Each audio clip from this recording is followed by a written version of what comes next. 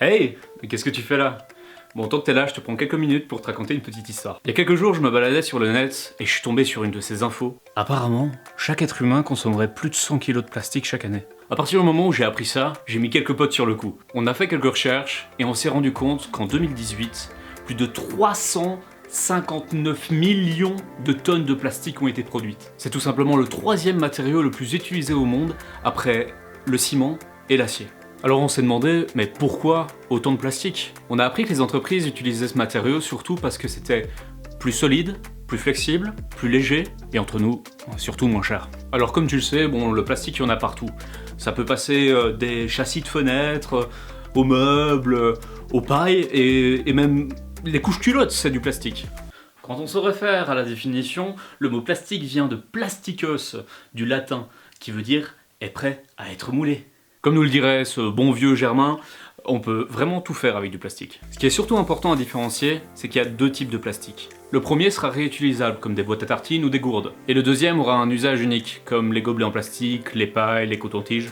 C'est justement cette deuxième catégorie qui nous intéresse. À force d'utiliser autant de plastique à usage unique, on se retrouve à en jeter énormément, pour la plupart dans les océans. En 1997, on a découvert un 7e continent. Un continent entièrement fait de plastique. Tu veux connaître sa taille? Il fait 3,5 millions de kilomètres carrés, ce qui vaut 6 fois la France.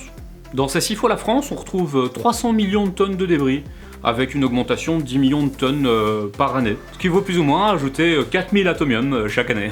Les plus naïfs d'entre nous diront certainement oui, mais ça va bien finir par se détériorer. Eh bien, t'as raison.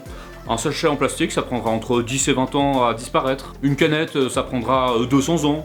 Et une bouteille en plastique, 450 ans. Des scientifiques disent même que en 2050, si ça continue comme ça, on aura plus de plastique que de poissons dans les océans. Pour essayer de trouver des solutions à tout ça, pas mal de pays et l'Union Européenne ont décidé d'interdire ces plastiques à usage unique. Ce sera notre cas d'ici 2021 par une loi européenne qui interdira tous les plastiques à usage unique. Cette loi est censée réduire les dégâts environnementaux de 22 milliards d'euros, ce qui correspond plus ou moins à la pollution plastique européenne jusqu'en 2030. D'ici 10 ans, l'Union Européenne espère atteindre un taux de collecte de 90% des bouteilles en plastique. Cette loi fait tellement de bruit que l'Asie et l'Amérique du Sud songent à l'adopter. Bon ok, les lois c'est bien, mais tu vas certainement me demander qu'est-ce que je peux faire moi? En tant que petit consommateur, on peut faire plein de choses. Acheter en vrac, utiliser plus d'emballage en carton, acheter une brosse à dents en bambou, stocker des choses dans des bocaux en verre, voire dans une gourde, et même si tu veux, acheter des couches lavables. Alors si tu veux que notre planète finisse pas comme ça,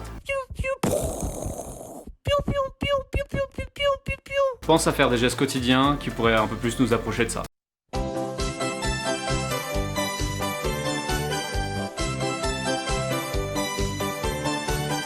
Moi à mon bisounours, je lui fais des bisous, des gentils, des doudous.